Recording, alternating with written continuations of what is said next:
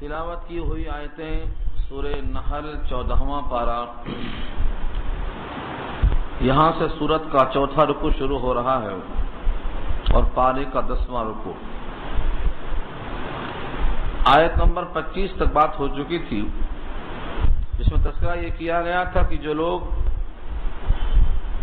قرآن کریم کو اگلوں کی داستان کہہ کر رد کر دیتے ہیں، وہ اپنے کاندھے پر اپنے گناہوں کا بوجھ اٹھانے کے ساتھ ساتھ جن جن کو گمراہ کرتے ہیں ان کی گمراہی کا بھی وبال اپنے کندھوں پہ اٹھا رہے ہیں، اور آگاہ رہو بہت برا ہے وہ بوجھ، کیونکہ قیامت کا بوجھ ایسا نہ ہوگا کہ کچھ وقت کے لیے ہوگا پھر اتر جائے گا، بلکہ گمراہ کرنے والے، گمراہ ہونے والے ان تمام کو ہمیشہ افسوس کرنا پڑے گا۔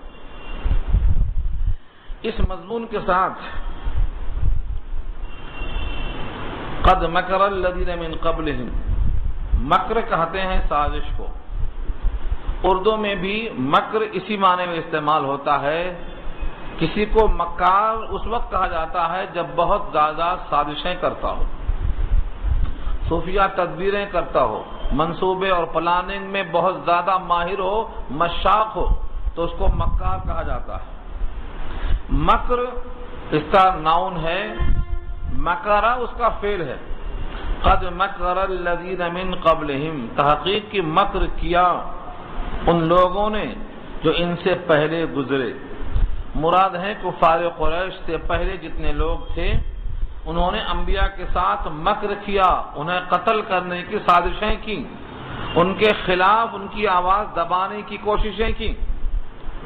فَأَتَى اللَّهُ بُنْيَانَهُمْ مِنَ الْقَوَاعِدِ، پھر آیا اللہ کا حکم، اتی اللہ، آیا اللہ یعنی اللہ کا حکم آیا، بنیانہم ان کی عمارتوں پر، من القواعد، قواعد جمع ہے قاعدہ کی جس کے معنی بنیادیں، اللہ کا حکم آیا ان کی عمارت پر بنیادوں کے ساتھ، یعنی جڑ سے اکھاڑ پھینک دینے کا۔ فخر علیہم السقف، پھر گر پڑی ان پر چھتیں، من فوقہم ان کے اوپر سے، وَأَتَاهُمُ الْعَذَابُ مِنْ حَيْثُ لَا يَشْعُرُونَ، اور آیا ان کے اوپر عذاب ایسے جگہ سے کہ ان کو شعور نہیں تھا، یعنی جس مقام سے عذاب کے آنے کی کوئی توقع نہیں تھی۔ مثلا گھر میں بیٹھے ہوئے ہیں، گھر کی چھتیں ان کی راحت کا سامان فراہم کرنے والی ہیں، اسی چھت کو اللہ نے گرا دیا تو کیا چھت سے عذاب آنے کی امید تھی؟ لیکن اللہ نے عذاب بنایا اس کو۔ جس چیز کو وہ ذریعہ امن، ذریعہ آفت، ذریعہ راحت اور ذریعہ سرور سمجھ کر بیٹھے تھے امن کے ساتھ، اللہ کا جب عذاب، اللہ کا حکم آیا تو ان کی گھر کی چھتیں ان پہ گر گئیں اور جڑ سے ان کی بنیادیں ہل گئیں، اور وہ سب کے سب اسی میں رہ گئے۔ یہ دنیا ہی میں ان کے لیے نمونہ تھا، لیکن یہ عذاب ان کے عمل کے لیے کافی نہیں تھا۔ ان کے کفر اور ان کی مکاری اتنی شدید تھی کہ یہ تنہا دنیا کا عذاب ان کے لیے کافی نہیں تھا۔ ثم یوم القیامت یخزیہم، پھر قیامت کے دن اللہ ان کو رسوا فرمائیں گے۔ دنیا کا عذاب ان کے واسطے کافی نہیں ہے، ان کی مکاریاں، ان کی سازشیں، اسلام کے خلاف دشمنیاں، یہ دنیا کا ایک دفعہ کا عذاب عبرت کے واسطے تو ہے، لیکن ان کے مکمل بدعقیدگی کا علاج نہیں ہوا۔ ثم، پھر یوم القیامتی، قیامت کے دن، یخزیہم، خزیہ یخزا کے معنی رسوا کرنا، اللہ ان کو رسوا کریں گے۔ ویقول، اور سوال کریں گے، این شرکائی، میرے پارٹنر کہاں ہیں، بلا کے لاؤ۔ این شرکائی، میرے وہ شریک جن کو تم میرا شریک سمجھتے تھے، کہاں ہے وہ؟ الذین کنتم تشاقون فیہم، جن کے بارے میں تم ضد پر تھے، جھگڑے پر تھے کہ ہاں یہ بھی برابر خدائی میں شریک ہیں، آخر وہ میرے شرکا کہاں ہیں؟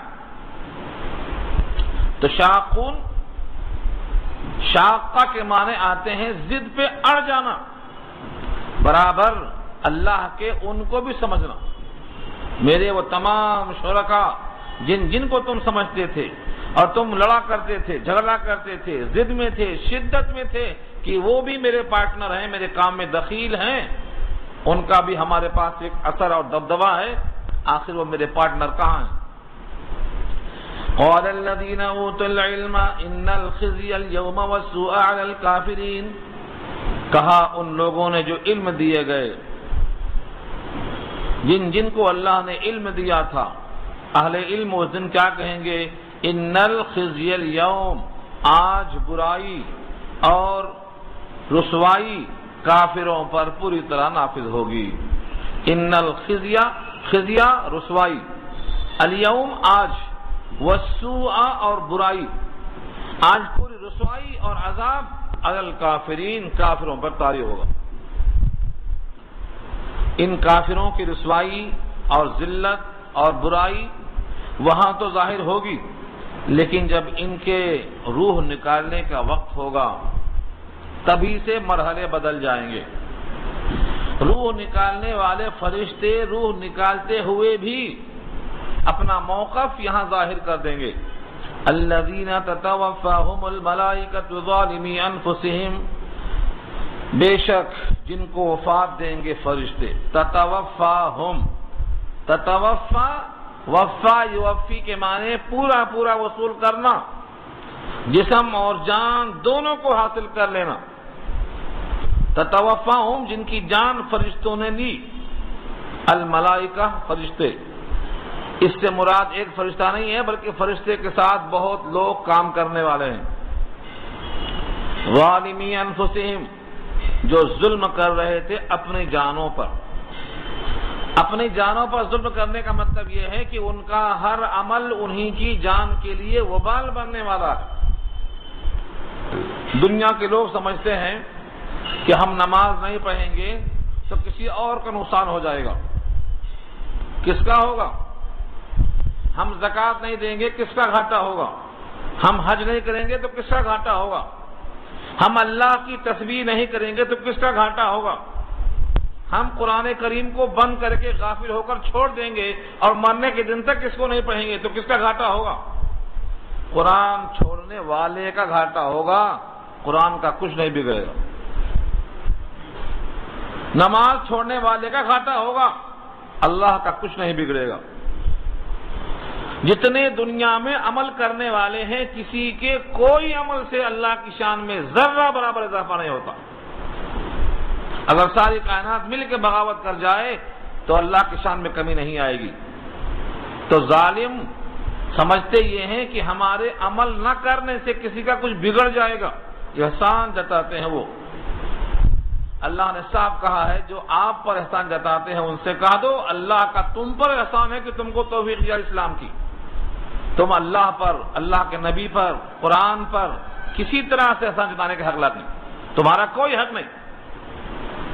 تو یہاں جو جملہ ہے ظالمی انفسہم، جن لوگوں نے بدعملی کی، بدعقیدگی کی، ناشکری کی، کفران نعمت کیا، انبیاء کا انکار کیا، یہ ہے ظالمی انفسہم، اپنے آپ پر ظلم کرنے والے ہیں، کیونکہ ان کی بدعقیدگی کا وبال ان پر ہی پڑنے والا ہے۔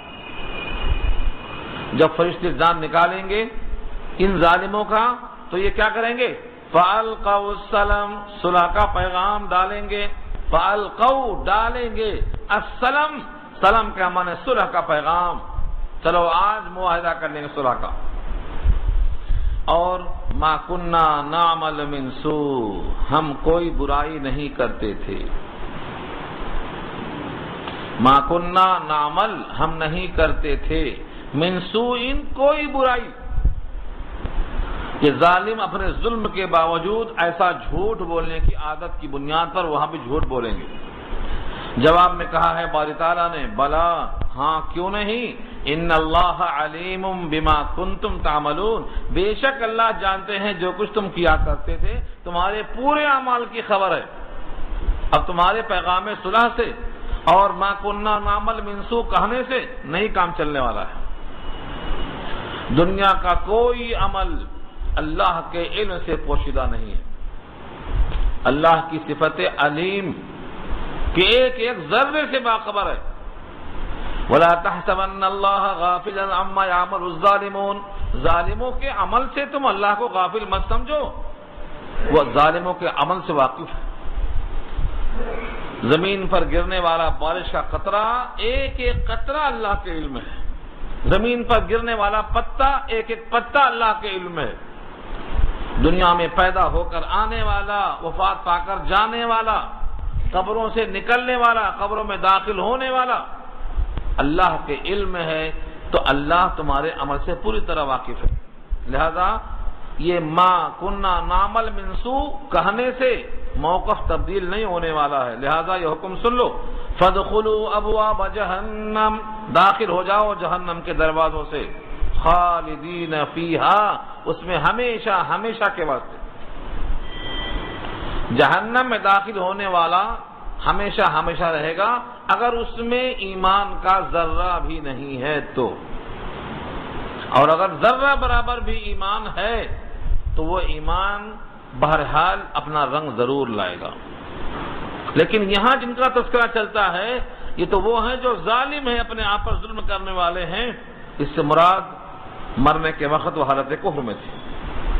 فبئسا فلبئسا، کہیں آیا فبئسا، کہیں آیا ہے فلبئسا، دونوں کے معنی ایک ہیں، یہ لام مفتوحہ تاکید کے لیے ہے۔ فلبئسا، پس البتہ ضرور برا ہے، مثوا ٹھکانہ، المتکبرین، تکبر کرنے والوں کا۔ تکبر مانے بڑا سمجھنا، خود کو قرآن سے، خود کو قرآن کے احکامات سے، خود کو رسول اللہ کے احکامات سے اپنے کو بڑا سمجھنا اور ان احکامات کو اپنے سامنے کمتر سمجھ کر چھوڑ دینا، ان کو متکبرین کہا ہے اللہ نے۔ یہ حال کن کا ہوا؟ جو بوقت وفات ظالم تھے، ان کا یہ انجام بیان کیا اللہ نے۔ اس کے برخلاف جو متقی حضرات ہیں، جو اللہ سے ڈرنے والے ہیں، ان سے کہا جاتا ہے وقیل، اور ان سے کہا گیا للذین اتقوا، جو بچتے رہے شرک کرنے سے، ماذا انزل ربکم، تمہارے رب نے کیا نازل کیا؟ ان سے کہا گیا تھا جب کیا نازل کیا تو کہا تھا انہوں نے اساطیر الاولین، اگلوں کی داستان ہے وہ، اس میں کچھ بھی نہیں ہے۔ کہیں دیکھو تو موسیٰ کا قصہ ہے، کہیں ہارون کا قصہ ہے، اس میں ہے کیا؟ انہوں نے ایسا کہا تھا۔ اب یہ متقی حضرات کیا کہیں گے؟ جب ان سے سوال ایک ہے، ماذا انزل ربکم، تمہارے رب نے کیا نازل کیا؟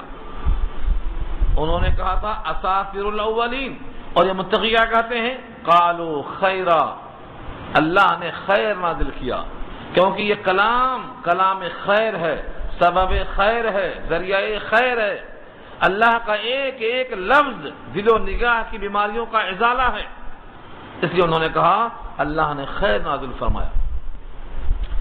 للذین احسنوا فی هذه الدنیا حسنہ ولدار الآخرۃ خیر ولنعم دار المتقین، جنہوں نے عمدہ کام کیے اس دنیا میں ان کے لیے حسنہ ہے، یہ نازل کیا اللہ نے، یہ ہے خیر کی تشریح، خیر نازل کیا۔ اس خیر میں کون سا پیغام پوشیدہ ہے؟ یہ پیغام ہے للذین احسنوا فی هذه الدنیا حسنہ، جنہوں نے عمدہ کام کیا، نیک کام کیا اس دنیا میں، ان کے لیے کیا ہے؟ حسنہ، حسنہ مانے بھلائی۔ اس لیے مومن اپنی دعاؤں میں کیا کہتا ہے؟ ربنا آتنا فی الدنیا حسنہ، اے ہمارے رب ہم کو دنیا میں بھلائی دے، اور فی الآخرۃ حسنہ، وہاں بھی ہمارے واسطے بھلائی دے۔ تو یہ متقی حضرات کلام الہی کو خیر مانتے، اور اس کی تشریح یہ ہے کہ دنیا میں اچھا کرو گے آخرت میں بھلائی ملے گی۔ وَلَدَارُ الْآخِرَةِ خَيْرٌ، اور دار آخرت تو واقعی بہت بہتر ہے۔ دار آخرت کون سا گھر؟ جتنی بڑی دنیا ہے اس سے بڑی، جتنی بڑی دنیا ہے اس سے بڑی جنت ایک آدمی کو ملے گی، وہ آخرت کا گھر بہتر ہے۔ آج کسی کو یقین نہیں آتا اس بات کے لیے کہ دنیا کتنی بڑی زمین ہے، اتنا ایک آدمی کو ملے گی، جنت میں اتنی وسعت کہاں سے آئے گی؟ ایک آدمی کے لیے اتنی بڑی جنت، یہ تو کم سے کم ہے۔ ابو ہریرہ کی روایت میں ہے یہ، لیکن ابو سعید خدری کی روایت میں ہے 10 گنا زیادہ، دنیا سے 10 گنا زیادہ ایک کو ملے گی۔ تو لوگوں کو یقین نہیں آتا۔ اللہ نے کہا ہے دار آخرت بہتر ہے، وَلَنِعْمَ دار المتقین، اور کیا خوب ہے متقیوں کا گھر، اتنا بڑا ہے، اتنا وسیع ہے، اور صرف بڑا نہیں ہے، عمدہ ہے۔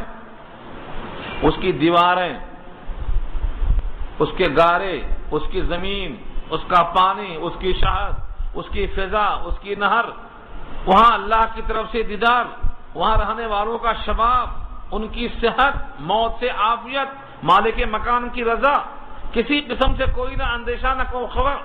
لیکن یہ بندے کو یقین نہیں آتا۔ یقین دلانے کے لیے آنکھوں پر ایمان رکھتا ہے بندہ، آیات سے زیادہ اپنی آنکھوں پر یقین کرتا ہے۔ دنیا کو دیکھ رہا ہے بہت بڑی، آخرت کو نظر نہیں آ رہا ہے، تو اس کو اللہ نے اس کے ذہن میں ڈالنے کے لیے کچھ مثالیں دی ہیں۔ آج اگر کسی سے کہا جائے میاں تم پیٹ میں جب تھے 3 جھلیوں کی اندھیریوں میں تھے، پیٹ کا اندھیرا، رحم کا اندھیرا، جھلی کا اندھیرا، فی ظلمات ثلاث، سورہ زمر میں اللہ نے کہا فی ظلمات ثلاث، 3 اندھیریاں تھیں، تب تمہارا گھر کتنا بڑا تھا، اس کے مقابلے میں تمہیں دنیا کتنی بڑی دی گئی۔ پیٹ والے بچے کو ٹیلی فون کر کے بولو میاں تم ماں کے پیٹ میں جب ہو تمہیں اس سے بڑا گھر ملنے والا ہے، تو کہے گا نہیں یہی اچھا ہے، سب باہر جھوٹ ہے، کچھ بھی نہیں ہے باہر۔ اسے یقین نہیں آتا، کیونکہ وہ ماں کے پیٹ میں رہنے کو 9 مہینہ اسی کو آرام گاہ سمجھ لیا ہے۔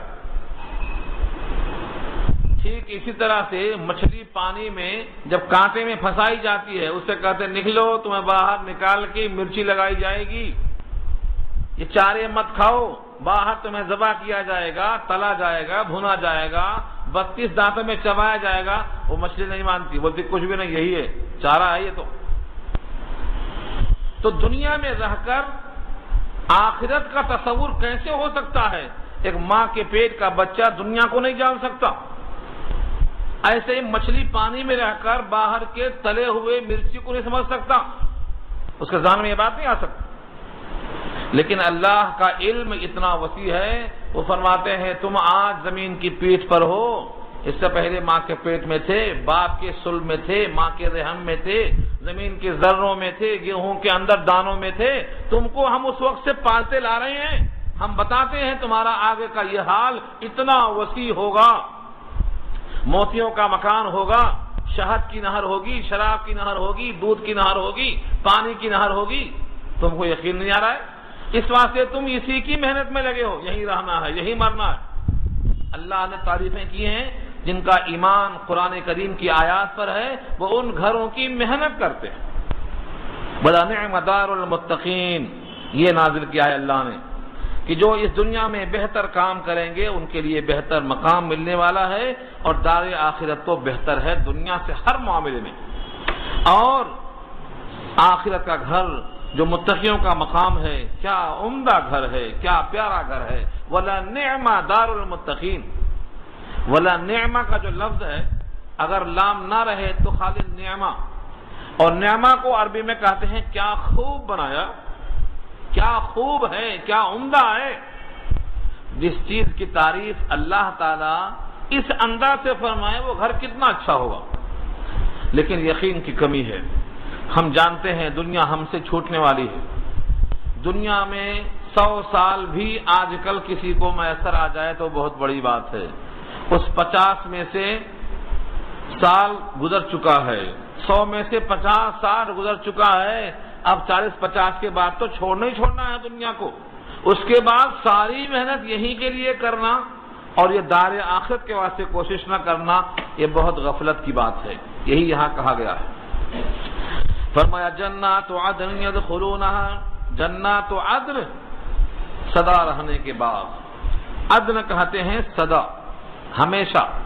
جنت کے ناموں میں سے ایک جنت ہے جس کا نام جنات عدن ہے، ہمیشگی کے باغات، وہاں پتوں پر خزاں نہیں آتی، وہاں پھلوں کا موسم بدلتا نہیں کہ یہ بھائی سیب کا موسم نہیں ہے ختم ہو گئے، نہیں، لا مقطوع ولا ممنوع، ممنوع مانے منع کیے ہوئے نہیں ہے، اور لا مقطوع توڑ کے رکھے ہوئے تھے، ختم ہو گیا سیزن نہیں ہے، نہیں، ہمیشہ سدا بہار۔ یہ جنات عدن کیا ہے؟ سدا بہار، نہ پھل کبھی ختم، نہ ان کا موسم ختم، نہ کبھی خزاں آنے والی ہے، ہمیشہ بہار۔ یدخلونہا، جس میں وہ داخل ہوں گے، تجری من تحتہا الانہار، بہتی ہیں اس کے نیچے سے نہریں، لہم فیہا ما یشاؤون، اس میں ان کے لیے وہ تمام چیزیں ہیں جو وہ چاہیں گے، ما یشاؤون، جو وہ چاہیں گے، شاء یشاؤ مانے چاہنا، مشیت مانے چاہت۔ اگر کوئی چیز یہاں نعمتوں میں ہوتی، 100 نعمتیں بھی لائی جائیں، تو آپ کے دل میں اگر 100 نعمتوں سے ہٹ کر دوسری کوئی نعمت دماغ میں آئی تو کہیں گے بھائی دیکھو جنت میں خالی 100 نعمتیں ہیں، باقی نہیں ہیں۔ آم کا ذکر کیا تو کہیں گے ہم کو تو جام چاہیے، جام کا ذکر کیا تو ہم کو آم چاہیے۔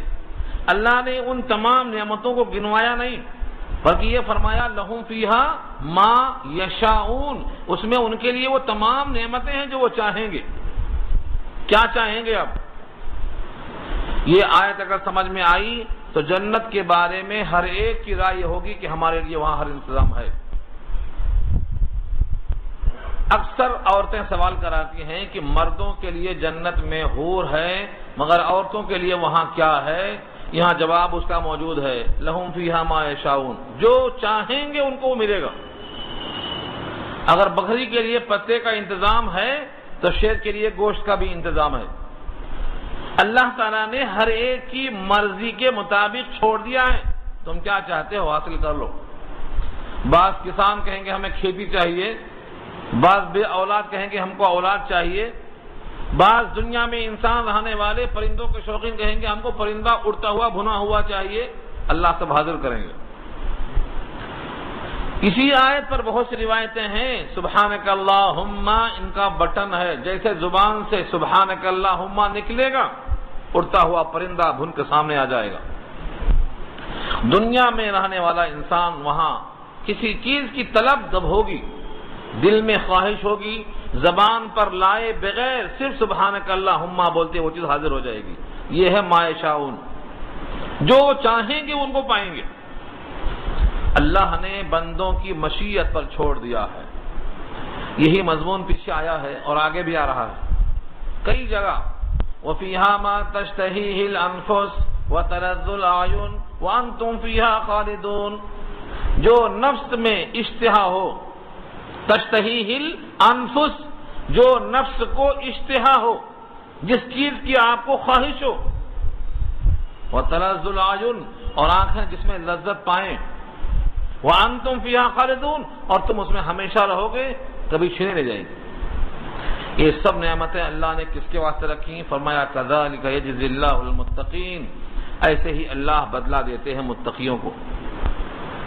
ان متقیوں کو یہ بدلہ جب دیا جاتا ہے تو یہ فرق روح نکالنے والے جب فرشتے آتے ہیں جبھی سے لائن بدل جاتی ہے۔ روح نکالنے والے فرشتے جب قریب میں آتے ہیں، الذین تتوفاہم الملائکۃ طیبین، یہ طیبین وہاں کیا تھا؟ ظالمین تھا، یہاں کیا ہے؟ طیبین ہے، جن کی وفات دیتے ہیں فرشتے۔ جب فرشتے ان کی روح قبض کرتے ہیں اس حالت میں کہ وہ پاک ہوتے ہیں۔ طیب اول کلمہ، طیب پاکیزہ کلمہ، اسی طیب کی جمع ہے طیبین۔ یہ لوگ اسی کلمے طیبہ کی بنا پر اپنے دل کو صاف رکھنے والے ہیں۔ ان کے دل میں توحید لبریز ہے، ان کے دل میں شرک نہیں ہے، ان کے دل میں کفر نہیں ہے، ان کے دل میں تثلیث، تین میں کا تیسرا خدا نہیں ہے۔ یہ تثلیث سے بھی، تکفیر سے بھی اور ہر قسم کے ظلم سے بھی پاک اور صاف ہیں۔ یہ طیبین ان کی صفت ہے۔ جب ان کو فرشتے وفات دیتے ہیں، ان کی روح کو قبض کرتے ہیں اس حالت میں کہ وہ طیبین ہیں، اور طیبین وہی ہیں جو اول کلمہ طیب کو اپنے دل میں بسا کر لاتے ہیں، یعنی لا الہ الا اللہ محمد رسول اللہ، یہ کلمہ طیبہ ہے۔ ان دونوں جملوں سے اپنے دل کو بسا کر، اپنے جسم کو اعمال سے سنوار کر بوقت وفات جب حاضر ہوتے ہیں تو فرشتہ کہتا ہے یہ تو طیبین ہیں، ان کی زبان پر بھی کلمہ طیبہ ہے، ان کے دل میں بھی کلمہ طیبہ ہے، ان کے اعمال میں بھی طیبات ہیں، ہم ان کو کیا کہیں؟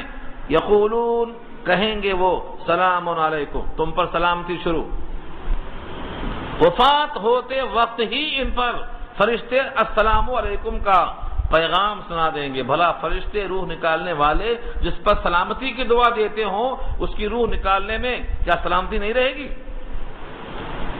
سلام علیکم، تم پر سلامتی ہو، ادخلوا الجنہ، جنت میں داخل ہو جاؤ، بما کنتم تعملون، اس وجہ سے کہ تم عمل کیا کرتے تھے، یعنی اپنے اعمال کے سبب، اپنے اعمال کے عوض نہیں، اپنے اعمال کے سبب، عوض نہیں۔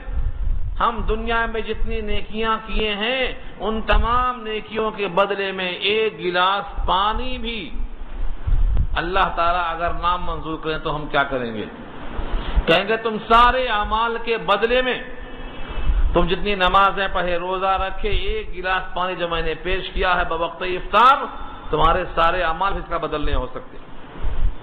ہاں، ان اعمال کو سبب بنا کر اللہ اپنا فضل کریں گے، یہ ہے بما کنتم تعملون، اپنے اعمال کے سبب تم داخل ہو جاؤ جنت میں، اعمال کو سبب بنا کر اللہ کے فضل سے تم داخل ہو جاؤ۔ اور فضل جس طرح جنت میں داخلے کا ہوگا، یہ قرآن کریم کا پڑھنا، قرآن پر ایمان لانا، یہ بھی اللہ کا فضل ہے۔ آپ کا دھوپ میں چلچلاتی ہوئی دھوپ میں قرآن سننے کے لیے آنا، یہ بھی اللہ کا فضل آپ پر ہے، ورنہ اس دھوپ میں لوگ کولر کھول کے، اے سی کھول کے بیٹھے ہوئے ہیں غافلین میں۔ اللہ جن کو چاہتا ہے نیکیوں کا ماحول عطا کرتا ہے، نیکیوں کے ماحول میں لانا۔ جب ساری کائنات سوتی تھی تو سید الانبیاء کھڑے ہو کے اللہ کے پاس روتے تھے، اللہ کی شان ہے یہ۔ تو نیک اعمال کی توفیق یہ بھی اللہ کا فضل ہے، اس اعمال کو بنیاد بنا کر داخلہ ملنا جنت میں، یہ بھی اللہ کا فضل ہے۔ تو بیمہ میں جو با ہے یہ عوضیہ نہیں ہے، سببیہ ہے۔ داخل ہو جاؤ جنت میں اپنے اعمال کے سبب۔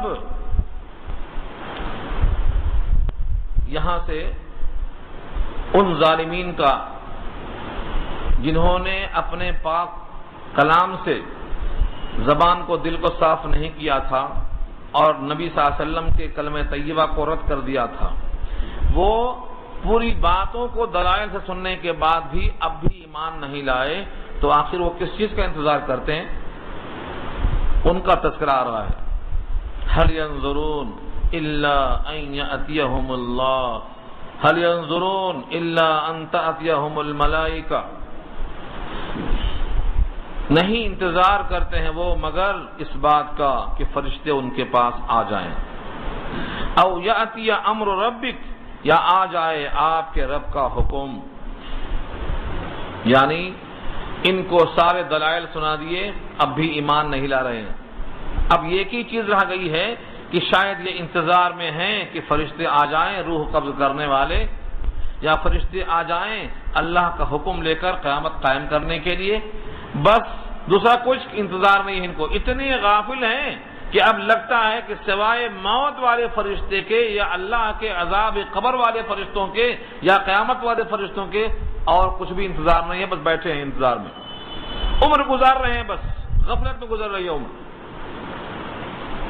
كذلك فعل الذين من قبلهم، ایسے ہی تو کیا تھا ان لوگوں نے جو ان سے پہلے گزرے ہیں، جن پر اللہ کا عذاب آیا ان کا بھی یہی حال تھا، غافل بیٹھے رہے یہاں تک کہ عذاب آیا۔ اور اس میں اللہ کا ان پر کچھ بھی ظلم نہیں ہے، بلکہ یہ خود اپنے آپ پر ظلم کر رہے ہیں۔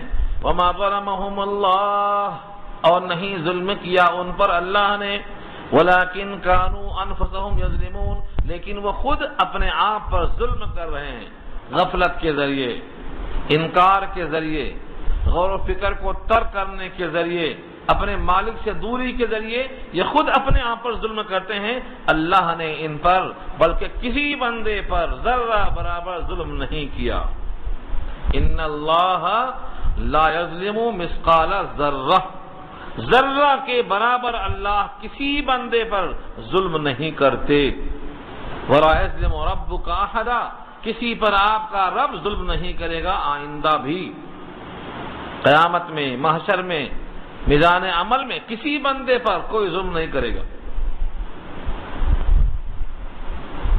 فَأَصَابَهُمْ سَيِّئَاتُ مَا عَمِلُوا، بس پہنچا ان کو بدلہ ان اعمال کی برائیوں کا جو انہوں نے عمل کیا تھا، وَحَاقَ بِهِمْ، اور احاطہ کیا ان کا، گھیر لیا ان کا، مَا كَانُوا بِهِ يَسْتَهْزِئُونَ، جس پر وہ ہنسا کرتے تھے اسی نے ان کو آ گھیرا۔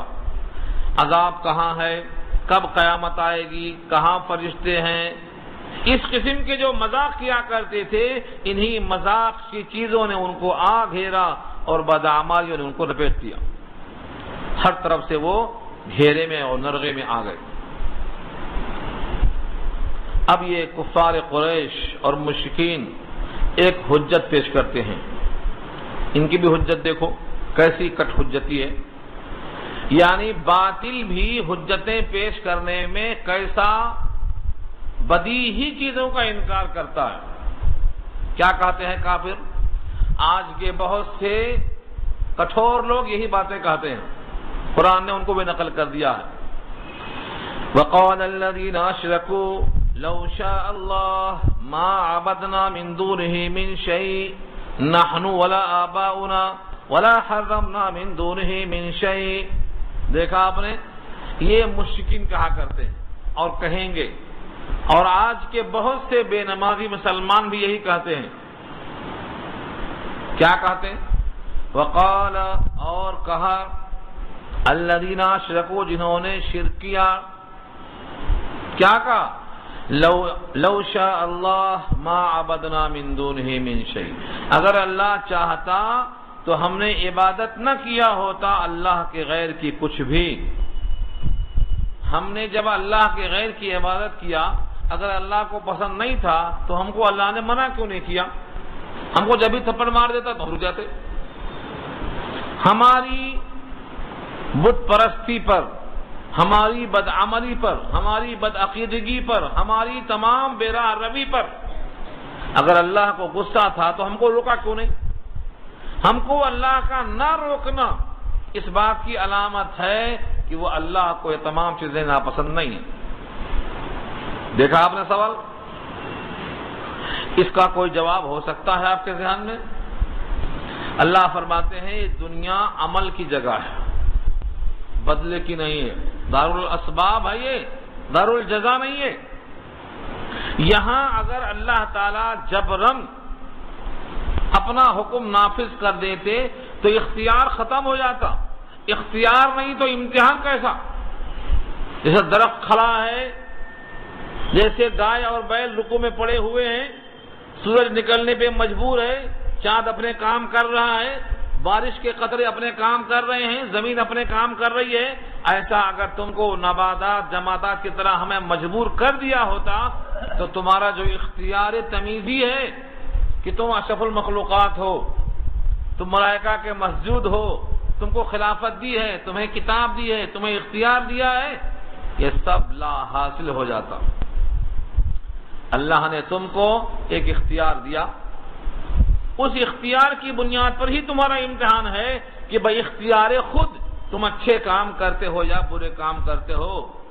اگر تمہارا اختیار سلب ہو جاتا تو تمہارا انسان ہونے کا موقف ختم ہو جاتا۔ اسی لیے اس کا کوئی جواب نہیں ہے، کیونکہ یہ سوال ہر درمی پر مبعوث ہے۔ آج بھی لوگ کہتے ہیں اللہ چاہے گا تو نماز پڑھ لیں گے، اللہ چاہے گا تو پڑھ لیں گے۔ یہ کبھی نہیں بولتے اللہ چاہے گا تو کھانا کھا لیں گے، یہ نہیں بولتے۔ ہاتھ دھو کے گر پڑتے اس کے لیے۔ اللہ چاہے گا تو کھانا کھائیں گے، نہیں تو نہیں کھائیں گے، یہ نہیں بولتے۔ اللہ چاہے گا تو روزہ رکھ لیں گے، اللہ چاہے تو حج کر لیں گے۔ اللہ نے آپ کو اختیار دیا ہے، اللہ سے طلب کرو، اے اللہ ہمیں نیک اعمال کی توفیق دے، یہ سکھایا ہے اللہ نے۔ رب اوزعنی ان اشکر، اے رب مجھ کو توفیق دے کہ میں تیرا شاکر بندہ بنوں۔ دعا کرو اللہ سے تو اللہ موقع دیں گے، توفیق دیں گے۔ تو یہ مشرکین مکہ کی کٹ حجتی ہے۔ اور کہا انہوں نے، جنہوں نے شرک کیا، اگر اللہ چاہتا تو ہم بندگی نہ کرتے اس کے سوا کسی چیز کی، کچھ بھی، نحنو ہم، ولا آباؤنا اور نہ ہمارے آبا و اجداد، ولا حرمنا من دونہ من شیء اور ہم اس کے حکم کے بغیر کسی چیز کو حرام قرار نہ دیتے۔ اللہ فرماتے ہیں کہ انہی کا قول نہیں ہے، ان سے پہلے جتنے لوگ اس لائن پہ گزرے ہیں پوروں کا یہی قول ہے، كَذَلِكَ فَعَلَ الَّذِينَ مِن قَبْلِهِمْ ایسے ہی کیا ان لوگوں نے جو ان سے پہلے گزرے۔ فَهَلْ عَلَى الرُّسُلِ إِلَّا الْبَلَاغُ الْمُبِينُ پس نہیں ہے رسولوں کا ذمہ مگر کھول کے پہنچا دینا، صاف صاف پہنچا دینا، بس رسولوں کا ذمہ اتنا ہی ہے۔ ایسے لوگوں سے بحث کرنا، ان کو منوانا، ان پہ مسلط ہو جانا، یہ رسولوں کا ذمہ نہیں ہے۔ فَهَلْ عَلَى الرُّسُلِ إِلَّا الْبَلَاغُ الْمُبِينُ پس نہیں ہے رسولوں کے ذمہ مگر کھول کے پہنچا دینا۔ ان سے بحث کرنا، ان کے ہر سوالوں کا جواب دینا، ان کی ٹیڑھی بحثوں کا معقول جواب دینے کی صحیح کرنا، یہ سب ذمہ نہیں ہے، کیونکہ ان کے ارادے اگر ٹھیک ہوتے تو ایسی الٹی بحث نہ کرتے۔ آج بھی لوگ ایسا کہنے والے بہت موجود ہیں، میاں تمہیں کیا معلوم، ہم تو دل کی نماز پڑھتے ہیں، تم یہاں پڑھتے ہو، ہم حرم میں جا کے پڑھتے ہیں، 5 ٹائم کھانا یہاں کھاتا تب نہیں رہتا ختم، کھانا یہیں کھاتا، حرم جا کے کھانا نہیں کھاتا، شادی یہیں کرتا، وہاں جا کے نہیں کرتا، مگر نماز کے لیے کیا لگاتا، ہم حرم میں جا کے پڑھتے، تم یہاں پڑھتے ہو، تم ہاتھ پیر سے پڑھتے ہو، ہم دل سے پڑھتے۔ یہ سب کیا ہے؟ یہ اسی قسم کا سوال جواب ہے جو یہاں بتایا اللہ نے آیت نمبر 35 میں۔ یہ سب کٹ حجتی ہے۔ یہ کسی صحابی نے کہا نہیں کہا، کسی امام نے کہا نہیں کہا، کسی نیک اولیاء نے کہا نہیں کہا، کسی بزرگ نے کہا نہیں کہا۔ کائنات عالم میں جن جن کو اللہ نے صالحین میں شمار کیا ہے، ان صالحین میں سے کسی نے یہ بات کہی ہے کہ ہم آتے یہاں، کھاتے یہاں، سوتے یہاں، پیتے یہاں اور نماز جا کے مکے میں پڑھتے؟ کسی نے کہا آج تک؟ تو یہ سب ایسا ہی ہے، یہ ڈھونگ ہے، اس کو ڈھونگ کہا جاتا ہے۔ قرآن کریم نے اس کو واضح کر دیا ہے، ایسوں کا جواب دینا آپ پہ لازم نہیں ہے، ان پر بات پہنچا دینا کافی ہے۔ وَلَقَدْ بَعَثْنَا فِي كُلِّ أُمَّةٍ رَسُولًا أَنِ اعْبُدُوا اللَّهَ وَاجْتَنِبُوا الطَّاغُوتَ فَمِنْهُمْ مَنْ هَدَى اللَّهُ وَمِنْهُمْ مَنْ حَقَّتْ عَلَيْهِ الضَّلَالَةُ فَسِيرُوا فِي الْأَرْضِ فَانظُرُوا كَيْفَ كَانَ عَاقِبَةُ الْمُكَذِّبِينَ۔ اس آیت میں ایک اللہ نے پیغام دیا کہ ہم نے ہر امت میں ایک رسول بھیجا، وَلَقَدْ بَعَثْنَا اور تحقیق کہ ہم نے بھیجا، فی کل امت ہر امت میں رسولاً ایک رسول۔ اس سے لوگوں نے اخذ کیا ہے کہ ہندوستان بھی تو ایک امت کا مجموعہ ہے، یہاں بھی رسول آئے ہوں گے۔ دنیا کے ہر خطے میں رسول آئے ہیں، یہاں امت سے مراد امت محمدیہ اگر لی جائے تو ایک رسول کافی ہے، یہاں رسول نبی نہیں آئیں گے، لیکن رسول کے رسول بہت آئیں گے، یعنی رسول اللہ صلی اللہ علیہ وسلم نے اپنے طرف سے بہت سے قاصدوں کو بھیجا ہے اور ان کو رسول اللہ کا رسول قرار دیا۔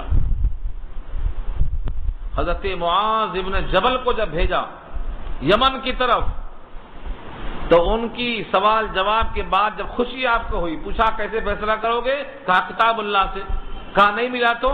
کہا رسول اللہ کی سنتوں سے، کہا وہاں بھی نہیں ملا تو؟ کہا کتاب اللہ کے روشنی میں، رسول اللہ کے سنتوں کی روشنی میں، ان دونوں کے ذریعے سے ریزن تلاش کرتے ہوئے میں اپنی رائے سے اجتہاد کروں گا۔ اللہ کے نبی نے کہا اللہ کا شکر ہے جس نے رسول اللہ کے رسول کو رسول اللہ کا موافق بنایا، پیٹھ ٹھوکا، سب دبائی ان کی۔ تو معاذ ابن جبل کیا تھے؟ رسول اللہ کے رسول ہو کے گئے۔ تو ایسے اس امت کے واسطے ایک ہی رسول ہے، لیکن رسول کے رسول لاکھوں میں کروڑوں میں ہیں۔ آج سارے عالم میں جہاں جہاں قرآن پہنچ رہا ہے اور جہاں جہاں قرآن کا پیغام پہنچایا جا رہا ہے، یہ بالواسطہ، واسطہ در واسطہ رسول اللہ کے ہی قاصد مانے جائیں گے، یہ اللہ کے پیغام کو پہنچانے والے ہی مانے جائیں گے، اور اس آیت کے مصداق بنیں گے وہ کہ ہم نے ہر امت میں رسول کو بھیجا اور ان تمام نے ایک ہی پیغام دیا، وہ یہ ہے ان اعبدوا اللہ، اللہ کی عبادت کرو، واجتنبوا الطاغوت، اور طاغوت یعنی شیطان سے بچو۔ جہاں جہاں بندہ اللہ کی عبادت سے ہٹتا ہے وہی وہ جگہ ہے جہاں طاغوت کی بندگی شروع ہو جاتی ہے۔ جس قدم پر سنت چھوٹی اور جس قدم پر شریعت چلی گئی، سمجھ لو وہی قدم ہے جہاں شیطان کی اتباع لگ گئی۔ ان رسولوں کے پیغام بھیجنے کے بعد امت دو طرح سے ہو گئی، فَمِنْهُمْ مَنْ هَدَى اللَّهُ، ان میں سے بعض وہ جن کو اللہ نے ہدایت دے دی اور نبی کے فالوورز ہو گئے، وَمِنْهُمْ مَنْ حَقَّتْ عَلَيْهِ الضَّلَالَةُ، اور ان میں سے بعض وہ ہیں جن پر گمراہی ثابت ہو گئی، یعنی انہوں نے ان اعبدوا اللہ کے بجائے اپنی خواہشات کی اتباع کی، شیطان کی راہ سے اجتناب کے بجائے اسی کے پیچھے لگ گئے، تو ان پر گمراہی ثابت ہو گئی۔ اللہ فرماتے ہیں ان دونوں گروہوں کا انجام دیکھنا ہے تو زمین بہت لمبی چوڑی ہے، فَسِيرُوا فِي الْأَرْضِ، چلو پھرو زمین میں، فَانظُرُوا، اور دیکھو، كَيْفَ كَانَ عَاقِبَةُ الْمُكَذِّبِينَ، کیسے ہوا انجام جھٹلانے والوں کا، کیا کیا انجام گزرا، کیسے لوگ گزرے یہ۔ کائنات میں چل کر آپ وہ مقامات جا کر دیکھیے جہاں جہاں اللہ کے عذاب کے اثرات آج تک باقی ہیں۔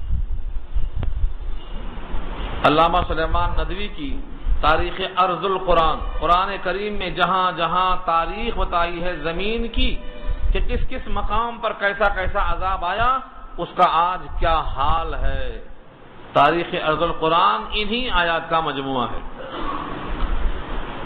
اللہ فرماتے ہیں نبی صلی اللہ علیہ وسلم کو مخاطب کرتے ہوئے، ان تحرس علی ہداہم، یہ آیت پر جتنا سر دھنے اتنا کم ہے۔ اللہ کی بے پناہ طاقت اور اللہ کی بے پناہ قدرت اور اللہ کا ساری کائنات سے بے نیاز ہونے کا برملا اظہار اس آیت میں آپ کو صاف نظر آئے گا۔ ان تحرس علی ہداہم فإن اللہ لا یہدی من یضل، اللہ اکبر، اس سے بڑی بے نیازی کی مثال کیا ہو سکتی ہے۔ رسولوں کو بھیجا، جنہوں نے رسولوں کی بات مانا ہدایت کی اتباع کی، رسولوں کی بات نہیں مانا شیاطین کی اتباع کی، ان کا انجام کائنات میں دیکھ لو۔ اب یہاں سے نبی صلی اللہ علیہ وسلم کو جو اشارہ ہے، آپ کی دل کی تمنا تھی کہ سارے مکے والے اسلام میں آ جائیں، جن جن کو ہم پیغام دیں پورے اسلام میں آ جائیں۔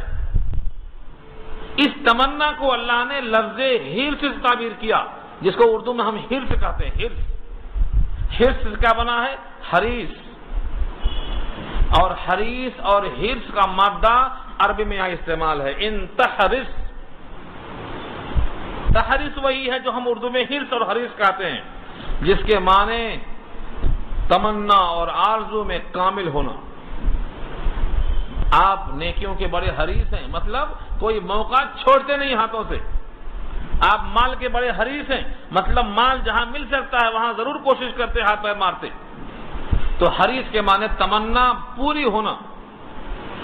اللہ کی طرف سے کیسا اعلان ہے، ان تحرس علی ہداہم، اگر آپ حریص ہیں ان کے ایمان لانے پر، ان کے راہ راست پر آنے کی اگر آپ کو تمنا ہے، فإن اللہ لا یہدی من یضل، بس بے شک اللہ ہدایت نہیں دیتا ہے جس کو وہ گمراہ کر دیتا ہے۔ یعنی جن کو اللہ گمراہ کر چکا، ان کی گمراہی ثابت ہو چکی، آپ کی اس حرص کے باوجود اللہ کا یہ قانون بدلنے والا نہیں ہے۔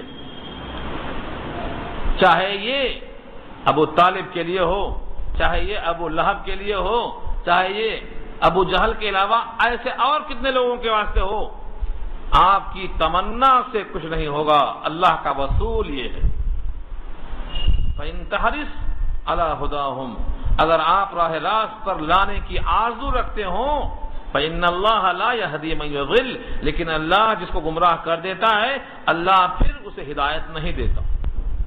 وَمَا لَهُم مِّن نَّاصِرِينَ، اور نہیں ہے ان کے واسطے کوئی حمایت کرنے والا۔ اس کائنات میں روئے زمین پر ان کی حمایت کرنے والا کوئی پیدا نہیں ہوا۔ جس کی زمین ہے، جو زمین سے واقف ہے، اسی کا اعلان ہے یہ کہ اللہ جسے گمراہ کر دیں، اب اللہ اس گمراہ شدہ انسان کو ہدایت اگر نہ دے تو کائنات میں کوئی ان کا نصرت کرنے والا، حمایت کرنے والا نہیں ہے۔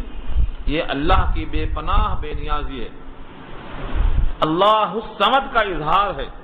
اللہ کے سب محتاج ہیں، وہ کسی کا محتاج نہیں ہے، یہ اللہ الصمد کا ترجمہ ہے۔ اس آیت میں اسی کا اظہار کیا ہے اللہ نے۔ اس کے بعد لوگ قسمیں کھاتے ہیں اور بڑی قوت کے ساتھ قسمیں کھاتے ہیں، کیا کہ جو مر چکے ان کو اللہ زندہ نہیں کریں گے، جو مر گئے قصہ ختم، اس پر وہ قسمیں کھاتے ہیں۔ اور آج بھی امت کا سب سے کمزور ایمان کا پہلو یوم آخرت پر ہی ہے۔ اگر ان کو آخرت پر یقین ہو جائے دنیا کے مشاہدے کی طرح تو ان کے پاؤں میں تیزی آ جائے، ان کے چال میں سرعت پیدا ہو جائے، ان کے ارادے اور عزم کے اندر حوصلہ اور قوت پیدا ہو جائے۔ یہ سستی کیوں ہے؟ کیونکہ آخرت پر جتنا یقین چاہیے اتنا یقین نہیں۔ وَأَقْسَمُوا بِاللَّهِ جَهْدَ أَيْمَانِهِمْ، اور وہ لوگ قسمیں کھاتے ہیں اللہ کی، بہت زور لگا کر قسمیں کھانا۔ جہد کے معنی کوشش کرنا، ایمان کی جمع ہے قسمیں، اور وہ لوگ بڑے زور لگا کر اللہ کی قسمیں کھاتے ہیں۔ کیا ہے قسم کھانے کی وجہ؟ لا يبعث اللہ من يموت، اللہ اٹھائے گا نہیں ان کو جو زندہ نہیں ہے، جو مر چکے۔ جو مر جاتا ہے اللہ اس کو دوبارہ زندہ نہیں کرے گا، یہ ان کا عقیدہ ہے۔ اس پر وہ قسمیں کھاتے ہیں اور کہتے ہیں اٹھانے کا اگر ہوتا تو اب تک اٹھائے ہوتے۔ ہمارے دادا قصے کو اٹھاؤ، ہم ان سے پوچھ لیں کیا حال گزرا۔ ہر کفار قریش کا یہ ہوتا ہے، ہمارے دادا کو بلاؤ، ہمارے فلاں کو اٹھاؤ۔ ایک کافر کہتا ہے دادا ہمارے قصے تھے، بڑے ایماندار تھے، ان کو اٹھاؤ، ان سے ہم پوچھ لیں گے۔ ان کا یقین یہ ہے جو مر چکا، مٹی کھا گئی، قصہ ختم، اب دوبارہ ہم نے اٹھائے جائیں گے۔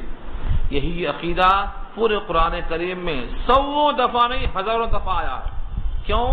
بندے کا عمل یہیں آ کے سست پڑ جاتا ہے۔ مرنے کے بعد زندہ ہونا ہے، جوانی کا حساب دینا ہے، کتنا علم کمایا، کتنا علم حاصل کیا تھا، کتنا عمل کیا تھا، حساب دینا ہے۔ مال کہاں سے کمایا، کہاں دیا، حساب دینا ہے۔ اللہ نے جو نعمتیں دی ہیں ان تمام نعمتوں کا سوال ہوگا، یہاں تک کہ ٹھنڈے پانی کا اور ٹھنڈی ہواؤں کا اور درختوں کی چھاؤں میں بیٹھنے والے چھاؤں کا حساب دینا پڑے گا۔ لَتُسْأَلُنَّ يَوْمَئِذٍ عَنِ النَّعِيمِ پر روایت موجود ہے۔ اس صحابی نے پوچھا کہ اللہ کے نبی ہمارے پاس تو کچھ بھی نہیں ہے، بالکل قلاش ہیں، ہم سے کس نعمت کا سوال ہوگا؟ اس وقت وہ درخت کی چھاؤں میں بیٹھے ہوئے تھے، دھوپ کا موسم تھا، کھجوریں کھا رہے تھے۔ حضور نے کہا جو ہاتھ میں کھجوریں کھا رہے ہو اور دھوپ سے بچنے کو درختوں کی چھاؤں میں بیٹھے ہو، یہ چھاؤں کا ان کھجوروں کا سوال ہو۔ آخرت کا اگر یقین پیدا ہو جائے تو ہمارے کام میں سرعت پیدا ہو جائے۔ ہم کو اعمال خیر میں سستی کیوں آتی ہے؟ اسی واسطے آتی ہے کہ ہمیں ان پر اجر کی امید نہیں ہے۔ تنخواہ کی امید ہے تو پورا مہینہ محنت کرتے، سال میں پورا سال محنت کرتے، لیکن ان پر اجر کی امید ایسی ہو جائے تو نمازوں میں جانا جائے، روزے میں جانا جائے، تلاوت میں جانا جائے، قرآن کریم کی ایک ایک بات کو سمجھنے کی فکر پیدا ہو جائے۔ تو یہ قسمیں کھاتے تھے۔ کیا قسمیں کھاتے تھے؟ لا يبعث اللہ من يموت، اللہ ہرگز نہیں اٹھائے گا ان کو جو مر چکے۔ ان کی قسم پوری ہو گئی۔ جواب کیا دیا اللہ نے؟ بلا، ہاں کیوں نہیں، وعدن علیہ حقا، وعدن علیہ حقا، یہ وعدہ ہے اللہ کے ذمہ یقیناً، حقا بمانا یقیناً یہ وعدہ اللہ پر ہے، ولکن اکثر الناس لا يعلمون، لیکن اکثر لوگ اس بات کو نہیں جانتے کہ یہ اللہ کا وعدہ ہے، اور اللہ کا وعدہ بڑا یقینی ہوتا ہے، اور اللہ کو وعدہ پورا کرنے میں کوئی مشکل نہیں ہوتی ہے۔ لِيُبَيِّنَ لَهُمْ، تاکہ ان پر ظاہر ہو جائے، کیا ظاہر ہو جائے؟ الذی یختلفون فیہ، جس چیز میں وہ اختلاف کیا کرتے تھے دنیا میں، آخرت آئے گی تاکہ وہاں اللہ فیصلہ کر دیں کہ حق پر کون تھا اور باطل پر کون تھا، کون اللہ کے لیے جیتا اور مرتا تھا۔ وَلِيَعْلَمَ الَّذِينَ كَفَرُوا، اور تاکہ جان لیں کافر لوگ، أَنَّهُمْ كَانُوا كَاذِبِينَ، کہ بے شک وہ لوگ جھوٹے تھے، ان کی جھوٹ کا پول کھل جائے، اور جو آخرت کے بارے میں فکر مند تھے ان کی سچائی ظاہر ہو جائے، اور جو کافر کفر کی وجہ سے قیامت کا انکار کرتے تھے وہ جان لیں کہ قیامت حق ہے اور سچ ہے۔ رہا سوال یہ کہ اتنے لوگوں کو دوبارہ زندہ کرنا، مٹی کس کو کھا گئی، مچھلیاں کس کو کھا گئی، آگ کس کو کھا گئی، کون کہاں مرا، کتنا حصہ کہاں دفن ہے، ان سارے ذرات کو جمع کر کے اتنی بڑی کائنات کے افراد کو پھر سے کھڑا کرنا، یہ بھلا کیسے ہو سکتا ہے؟ یہ انسانی ذہن نہیں ہے، یہ وعدہ انسان کا نہیں ہے، یہ وعدہ تو اللہ کا ہے۔ اللہ فرماتے ہیں تم یہ سوچتے ہو کہ اتنی بڑی کائنات کے اتنے کروڑوں انسان بکھر کے کہاں گئے؟ کتا کھایا کسی کو؟ ہاں کتا کھایا تھا اس سے پہلے نا، یہاں یاد ہوگا آپ کو، کسی کو کتا کھا لیتا، کسی کو مچھلی کھا لیتی، کسی کو آگ کھا لیتی، کسی کو مٹی کھا لیتی، نہ جانے ان کے ذرات کتنے کہاں کہاں چلے جاتے۔ اتنی بڑی کائنات کے اتنے بڑا افراد کو دوبارہ زندہ کرنا کیا یہ ہو سکتا ہے؟ عام انسان کہے گا ہاں بالکل نہیں ہو سکتا، کیسے ہو سکتا ہے؟ یہ ان کی تھنکنگ ہے۔ اللہ نے جواب دیا ہے یہ ہم ہیں، یعنی ہم تم کو پیدا کیے ہیں تو کتنے ذروں سے یاد ہے حساب؟ روٹی کتنی کھائی آج تک؟ اور روٹی کے گیہوں کس زمین کے تھے یاد ہے؟ نہیں معلوم۔ کتنے چاول کھائے؟ وہ چاول کس مٹی کے تھے؟ کہاں کہاں سے مٹی آئی یاد ہے؟ نہیں معلوم ہے۔ کتنے پھل کھائے؟ وہ پھلوں میں پانی اور ذرات کہاں سے آئے؟ نہیں معلوم۔ جب سے تم پیدا ہوئے آج تک جتنی غذائیں کھائے تمہیں خود نہیں پتا کہ کتنی کھائے، کہاں سے کھائے۔ تم جو خود موجود ہو بکھرے ہوئے ذرات کے مجموعے سے تیار ہوئے ہو، تم اللہ پر قیاس مت کرو۔ اللہ کی شان تو یہ ہے انما قولنا لشیء اذا اردنا ان نقول له کن فیکون، یہ تو اللہ کی شان ہے۔ انما قولنا، اس کے سوا کچھ نہیں کہ ہمارا بول ہے، ہمارا قول ہے کسی شے کے لیے۔ جب ہم کسی چیز کو چاہتے ہیں کہ ہو جائے تو ہم اتنا ہی کہنا پڑتا ہے، اذا اردنا، ارادہ کیا ہم نے، ان نقول، کہ ہم کہیں لہو، اس سے، کن، ہو جا، فیکون، وہ ہو جاتی ہے۔ ہمیں بنانے کی ضرورت نہیں پڑتی ہے، ہمارا لفظ کن اس کے ہونے کے لیے کافی ہو جاتا ہے۔ جس عالم میں ہو تم، اس میں سارا اسباب کے تحت ہے، اس وجہ سے تمہاری عقل کام میں نہیں آتی ہے۔ اللہ نے ساری کائنات کو 6 دن میں پیدا کیا، 2 دن میں زمین، 2 دن میں آسمان، 2 دن میں تمام چیزیں۔ اس اللہ نے فرمایا کہ وہ بھی ہمیں تدریج سکھانے کے لیے کہ تم دنیا میں ہر چیز اسباب کے تحت کرو، ورنہ ہمارے لیے تخلیق کا کوئی مرحلہ نہیں ہے۔ ہم جب چاہتے ہیں کسی شے کو وجود میں لانا تو کہتے ہیں ہو جا، وہ ہو جاتی ہے۔ ہمارے واسطے کائنات کا دوبارہ پیدا کرنا، تمہارا دوبارہ کھڑا کرنا، تمہارے لیے شک کیوں ہوتا ہے کہ تم اپنی طاقت پہ قیاس کرتے ہو اللہ کی ذات کو؟ تم کائنات کے اسباب میں ڈھونڈتے ہو اس سبب کو، یہ اللہ کا حکم ہے، وہ سبب کا محتاج نہیں ہوتا۔ اللہ کا حکم کسی شے کے وجود میں لانے کے لیے ارادہ کافی ہے۔ اللہ کی ذاتی صفات میں سے ایک ارادہ بھی ہے، ارادہ، اور جس چیز کا ارادہ کر لیتے ہیں فعال لما یرید، فعال لما یرید۔ سورہ بروج میں اللہ نے کیا کہا؟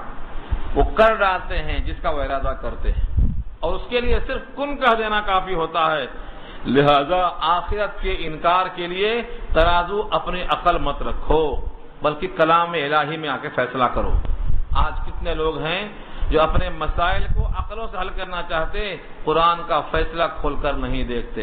وہ اللہ کی طاقت سے، اللہ کی قدرت سے دنیا کے اسباب کا جائزہ لیتے تو ان کو اندازہ ہوتا کہ اللہ قادر مطلق ہیں۔